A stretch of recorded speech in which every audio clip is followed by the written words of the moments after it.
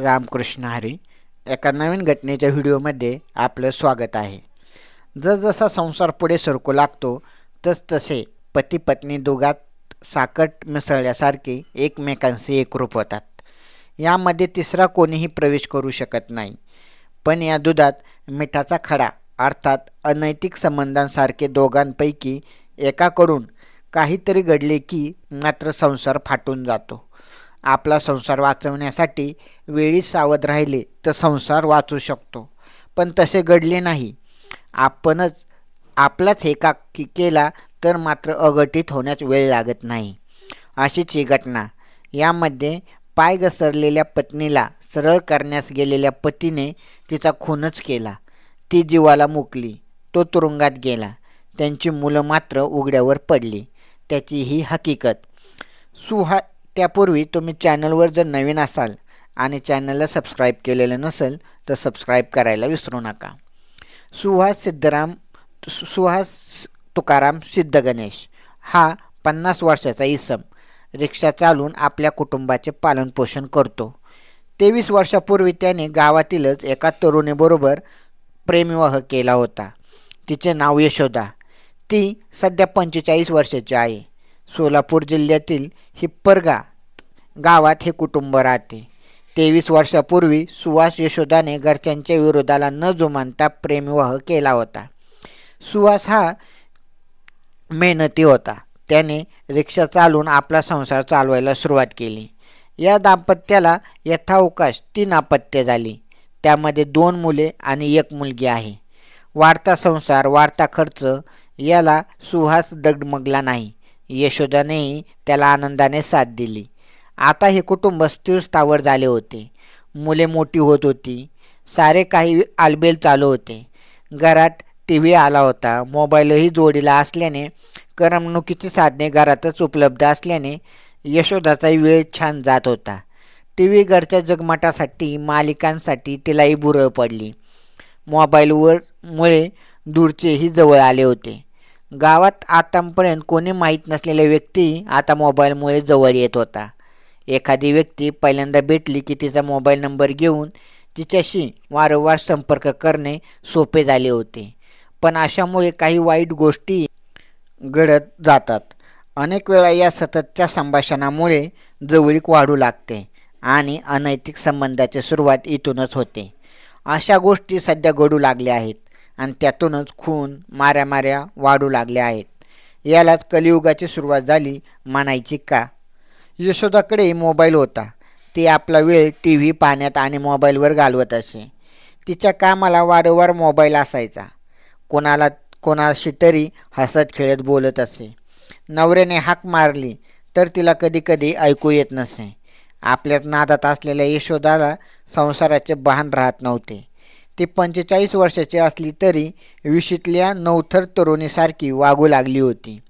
गेल्या वर्षभरापासून तिच्यामध्ये झालेला हा बदल सुहासला ठळकपणे दिसू लागला होता. तिच्याविषयी संशय निर्माण होऊ लागल्यानंतर आपण हा संशय घेतो हा खराच आहे का की उगाचच आपल्याला तसे वाटते असे विचार त्याच्या मनात येऊ लागले होते. त्याने खात्री करून घेण्यासाठी तिच्यावर पाळत ठेवली असता त्याची शंका खरी ठरली. ती खरोखरच एका तरुणाच्या नादी लागली होती. आपल्या बायकोने या वयात आणि मुले मोठी होत असताना असे वागणे योग्य नाही. याचे परिणाम मुलांच्या मनावर होऊ शकतात. असे वाटल्याने सुहासने तिला तुझे जे काही चालले ते बंद कर असे निर्वाणपणे सांगितले. पण यशोदा ऐकण्यातली नव्हती. उलट ती सुहासवरच भांडण करू लागली. यशोदाने सुहासकडे दुर्लक्ष होऊ लागले. ती आपल्या नव्या प्रेमात रममाण झाल्याने सुहासला म्हणावे तसे शरीर सुखही देईना झाली. त्यातूनच दोघांची चिडचिड वाढली. त्याला संसाराची काळजी होती. त्याने तिला वटणीवर आणण्यासाठी मारहाणही करायला सुरुवात केली. यशोदाने मात्र त्याच्याविरुद्ध पोलीस ठाण्यात तक्रार दाखल केली. सुहासला पोलीस ठाण्यात बोलावून घेतले आणि तिला मारहाण करायची नाही अशी समज देऊन सोडण्यात आले. यशोदा मात्र आपल्या मनाप्रमाणे वागतच राहिली. त्यामुळे भांडणे वाढू लागली. आपल्या प्रेमसंबंधात आपला नवरा अडथळा ठरतो हे पाहून यशोदाने वेगळे राहण्याचा निर्णय घेतला. ती रमाबाई आंबेडकर नगर येथे मुलींना घेऊन राहू लागली. सुहासला हे पटले नाही. तो अजूनही तिला सांगत होता की तरुणाशी संबंध ठेवू नकोस, त्याला आपल्या मुलाबाळांची काळजी होती. त्यापोटीच तो तिला सांगत असे. आपला संसार टिकावा यासाठी यशोदाला त्याने त्या तरुणापासून परावृत्त करण्याचा प्रयत्न केला. त्यातूनच तिच्याशी भांडत राहिला, पण तिच्याकडून काहीच सकारात्मक घडत नसल्याने त्याचा राग वाढत गेला. मंगळवार दिनांक 14 ऑक्टोबर 2025 रोजीचा दिवस.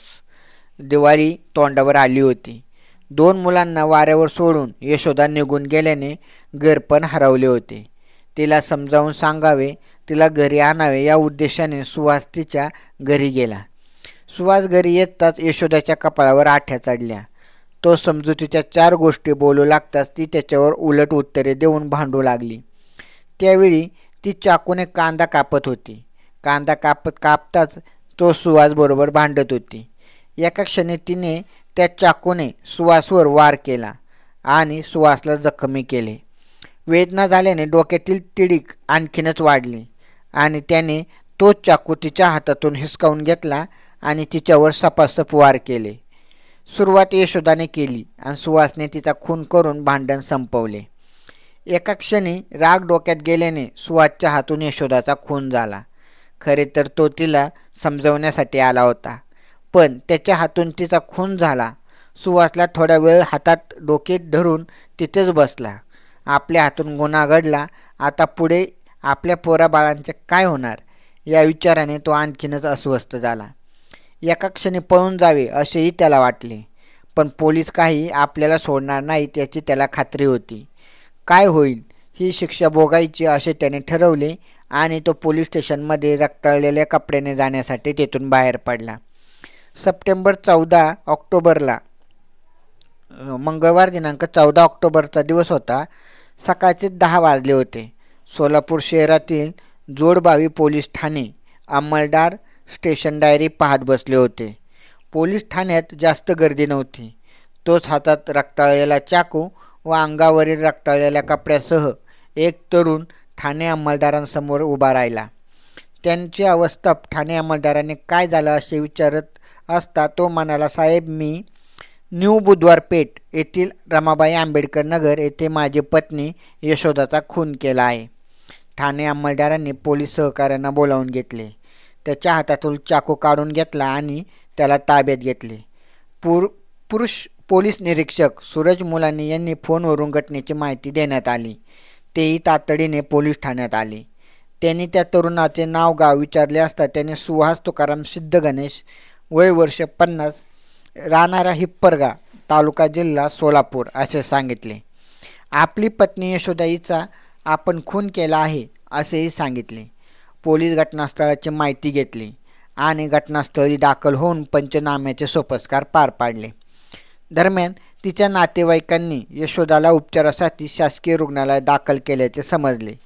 पोलिसांनी शासकीय रुग्णालयात जाऊन यशोदाच्या मृतदेहाचा पंचनामा केला आणि मृतदेह पोस्टमॉर्टमसाठी डॉक्टरांच्या ताब्यात दिला. यशोदा सुहास सिद्ध गणेश, वय वर्ष 45, हिच्या खून प्रकरणी तिची बहीण अन्नपूर्णा बावनशकर यांनी फिर्याद दाखल केली.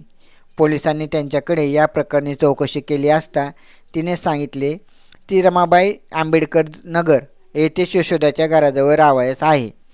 14 ऑक्टोबर 2025 रोजी 9 वाजता यशोदाच्या घरातून ओढण्याचा आवाज आला म्हणून मी धावत पळत तिच्या घरी गेली असता घरामध्ये यशोदाला खाली पाडून तिचा नवरा तिच्यावर चाकूने सपासप वार करत होता. ते पाहून ती ओरडली असता तो तिला म्हणाला, तुम्ही मध्ये येऊ नका, नाहीतर तुम्हालाही खल्लास करेल. यशोदावर अनेक वार करून ती चाकूसह निघून गेला. यशोदा रक्ताच्या थारोळ्यात तडफडत पडली होती.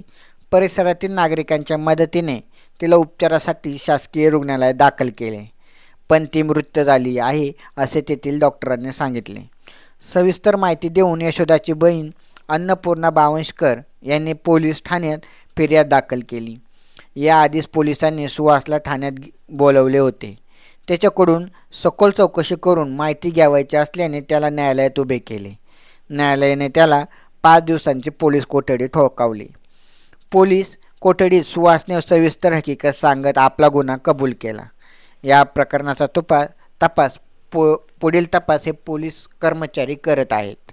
तर अशा प्रकारे एका संसार कशा प्रकारे उद्ध्वस्त झाला हे आपण या घटनेच्या माध्यमातून पाहिले.